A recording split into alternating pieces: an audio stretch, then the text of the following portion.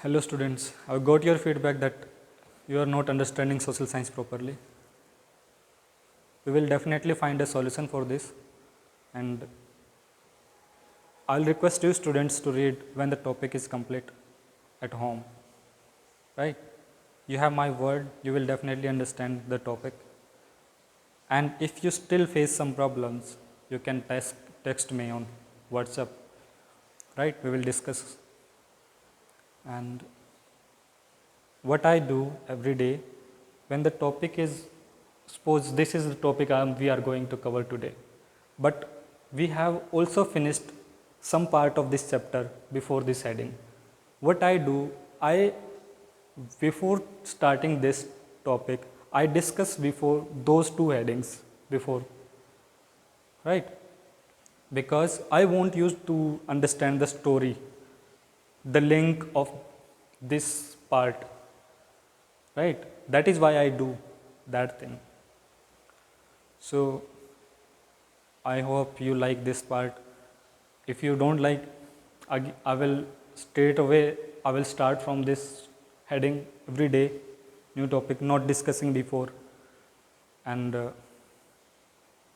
so what we have discussed is in this chapter before this, the making of a global world. First heading was in this chapter was pre-modern world. Pre-modern world में क्या था कि in the pre-modern world, trade, in that time also trade happened, but they used at that time animals like horse, camel, and whatever animals can be used for long distance travel. They people used, and there was a very prominent, that very famous road that time, that name of that road was Silk Road, that was connecting west to east. West means Europe continent, to the East Asia, including India and China, east completely. And how it, how it became possible, in that Silk Road there were also some link road, like there's a some at the, like अभी इस time में भी some link road होते हैं ना इस road के roads के लिए, तो उस टाइम पे भी लिंक रोड होते थे. तो यूरोप हमसे लेता था स्पाइस एंड टेक्सटाइल्स, बदले में हम यूरोप से लेते थे गोल्ड. तो इंडिया के पास उस वक्त बहुत ज़्यादा गोल्ड आ गया था. हम काफ़ी एक्सपर्ट थे उन दिनों में ट्रेड, पुराने ज़माने में. तो हमने प्री मॉडर्न वर्ल्ड की बात करी है. मॉडर्न वर्ल्ड स्टार्ट होगा जब से भाप का इंजन आएगा. मशीन के बाद मॉडर्न वर्ल्ड का यूज़ करेंगे. और इसके अलावा हमने फर्स्ट हेडिंग में देखा था फूड ट्रैवल्स, कि इसमें जो वेस्ट में फूड बनता था वो ईस्ट में पता चल जाता है, ठीक है, बिकॉज पीपल ट्रैवल्स, है ना, वहाँ पे कुछ टाइम में स्टे करते हैं तो they like to eat their food, है ना. अगर कोई आपस में शेयर कर लेता है तो उसकी स्पेशलिटी पता लग जाती है. तो इस तरीके से.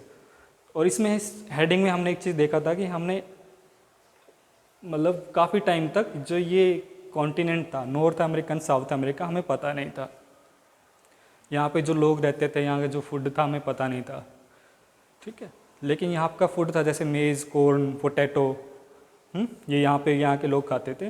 लेकिन जब ये स्पेनिश और पुर्तगीज़ लोग यहाँ पे पहुँचते हैं समुद्री रास्ते से, तब हमें यहाँ का एक तो वर्ल्ड के कॉन्टिनेंट का पता लगता है, यहाँ पे पूरे वर्ल्ड को पता लग जाता है. और यहाँ पे जो फूड जो खाते थे, पोटैटो हम आज खाते हैं ना, इनके वो फूड के जो अच्छे जो खाते थे, हमें पूरे वर्ल्ड में पता लग जाती है इनके लोगों के बारे में. और इसके अलावा हमने देखा था कि जो यूरोप है, यूरोप के लोगों को एक स्मॉल पॉक्स नाम की डिजीज़ थी. उनकी बॉडी इम्यून हो चुकी थी उस चीज़ से, क्योंकि इनकी बॉडी में जो डिजीज़ से लड़ने की क्षमता होती है ना, एबिलिटी, वो हो चुकी थी डेवलप. लेकिन यहाँ के लोग जब यहाँ आते हैं, वो बीमारी इस कॉन्टिनेंट में आ जाती है. तो उस बीमारी के ग्रस्त होने के कारण this continent became colony of Spain and Portuguese, right, ये हमने पढ़ लिया था। इसके बाद नेक्स्ट हेडिंग हमें हमने देखा था कि टेक्नोलॉजी का क्या रोल था। ठीक है, कि जैसे कि अभी पूरा वर्ल्ड ऑलमोस्ट डिस्कवर हो चुका है, तो और टेक्नोलॉजी भी आ चुकी है। टेक्नोलॉजी के आने के बाद हमें रेलवे वगैरह पता लग जाती है, रेलवे बन जाती है, स्टीम इंजन बनते हैं, टेलीग्राफ बन जाता है। ठीक है, अब वेस्ट और ईस्ट का कनेक्शन भी इजी हो जाएगा इन चीज़ों से। और जो यहाँ पे रेलवे की लाइन बिछेगी, तो अब जो यहाँ पे प्लांटेशन की खेती एग्रीकल्चर होगी वो भी आसानी से पहुँच जाएगी इधर पोर्ट तक। और पोर्ट तक आने के बाद वो लोग यूरोप में ले जा सकते हैं। ठीक है, टेक्नोलॉजी ने एक इकोनॉमी को सेव कर दिया। इकोनॉमी क्या होती है? एक कंट्री की अर्थव्यवस्था, ये हम देख चुके थे। और मतलब 18वीं शताब्दी तक पूरा वर्ल्ड ही मतलब यूरोप का कॉलोनी बन चुका था। पूरा south America, north America, India में, एशिया, चाइना मतलब एशिया में इंडिया, चाइना, यूरोप के कॉलोनी बन चुके थे। इसमें एक हेडिंग वो डिस्कस करी थी हमने, जो पिछली क्लास में करी थी। जो साउथ अफ्रीका के लोग हैं, यहाँ पे पशुपालन ज़्यादा होता है, मतलब एनिमल्स का जो what happened actually, so they people came, like these European came to this continent also, and what they wanted, like इनका पर्पस था यहाँ पे आके माइनिंग करना। माइनिंग एंड प्लांटेशन की खेती कौन सी होती है? जहाँ पे लाइक शुगर केन हो गया, tea, coffee, these are the plantation crops, right.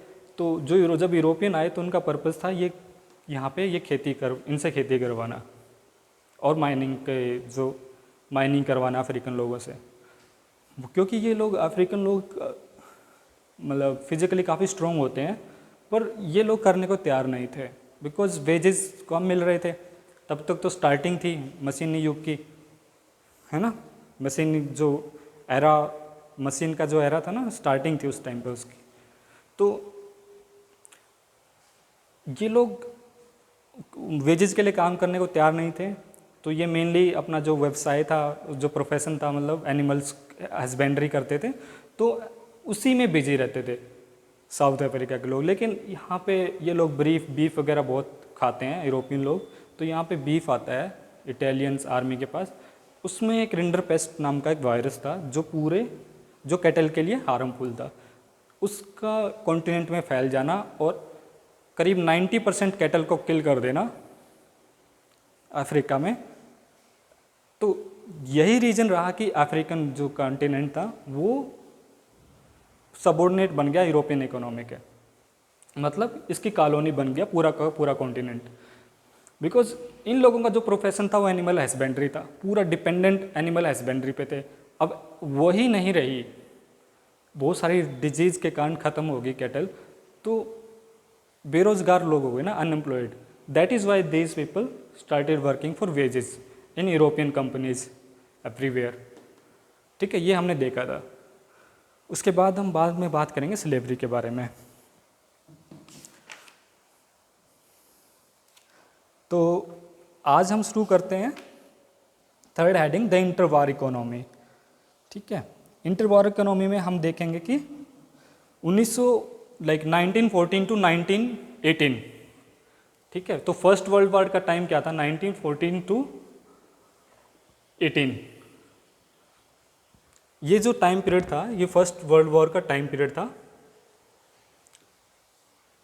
इसने पूरे वर्ल्ड की जो इकोनॉमी थी, पूरे वर्ल्ड में वो पूरी डिवास्टेटेड हो गई थी वर्ल्ड इस वॉर के कारण, क्योंकि बहुत लंबे टाइम तक चला था।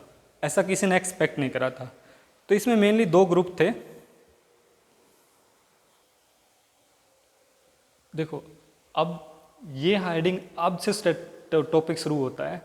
ठीक है, तो 1914 टू 1918 ये वॉर टाइम पीरियड था। और सबसे पहले हम देखेंगे वॉर टाइम ट्रांसफॉर्मेशंस। इस वक्त दो गुट बने थे, दो ग्रुप। एक का नाम था एलिस ग्रुप और दूसरे का नाम था सेंट्रल पावर्स। एलिस ग्रुप में थे ब्रिटेन, फ्रांस और रसिया, और जो सेंट्रल ग्रुप में थे Germany, Austria, Hungary and Ottoman Turkey. ठीक है, तो इनमें आपस में मतलब ये फाइट किस लिए हुई थी, ये जो कॉलोनी थी ना इसमें डिस्ट्रीब्यूशन करने के लिए, कम ज़्यादा थे किसी के पास, इसलिए ये फाइट हुई थी। मेनली यूरोप में हुआ था ये, लेकिन इसको वर्ल्ड वॉर इसलिए कहा गया वर्ल्ड वॉर बिकॉज इसमें इंडिया से भी आर्मी के लिए सोल्जर्स जाते हैं, जहाँ पे भी इनकी कॉलोनी थी ना, खुद की लोग तो आर्मी में शामिल नहीं होते, लेकिन जो अपनी कॉलोनी बनाई हुई थी वहाँ से जो रिक्रूटमेंट थे, सोल्जर्स थे, वो फाइट लड़ते हैं। ठीक है, इसलिए इसको वर्ल्ड वॉर कहा गया है। तो इसका सिनेरियो कैसा रहता है, वॉर से पहले तो जो इकोनॉमी प्रोड्यूस करती है वो डेली यूजेस की इकोनॉमी जो चीज़ें होती हैं, जो गुड्स होती हैं उनको प्रोड्यूस करती है। फॉर एग्जांपल क्लोथ्स हो गया, योर सोप साबुन हो गई, वट एवर शूज़, ऐसी चीज़ें इंडस्ट्री प्रोड्यूस करती थी। लेकिन ट्रांसफॉर्मेशन की बात कर रहे हैं, जैसे वॉर स्टार्ट होता है इन दो एलीज एंड सेंट्रल पावर्स के बीच में, तो उसमें क्या होता है कि अब जो इंडस्ट्री प्रोड्यूस करेगी वो वॉर के वेपन करेगी, गन्स प्रोड्यूस करेंगी, है ना, जो उस वक्त की जो वेपनरी थी, तो राइट ऐसे प्रोड्यूस करेंगी। और इसके साथ क्या होता है कि बहुत सारे जो वॉर में तो बहुत सारे लोग मरते हैं, तो 9 मिलियंस लोग मारे गए थे वर्ल्ड वॉर में, और 20 मिलियंस ज़्यादा इंजर्ड हुए थे फर्स्ट वर्ल्ड वॉर में। ठीक है, ये 4 साल तक चला था। और अब जो मेंस थे ना उस वक्त, वो तो वॉर में चले जाते हैं, लेकिन वुमेन्स उनका प्लेस ले लेती है काम करने के लिए। मतलब ये हुआ, वॉर तो लड़ रहे हैं मेंस फाइट करने, लेकिन अब वुमेन पहले घर पे रहती थी ना, लेकिन अब वो इंडस्ट्री में जाके वेपन जो मशीन जहाँ पे वेपन बना रही है, या फिर कोई और जो डेली यूज़ की चीज़ें हैं, इंडस्ट्री में काम कर रही है बेसिकली। ठीक है, सेकेंड हेडिंग में बात करेंगे हम पोस्ट वॉर रिकवरी।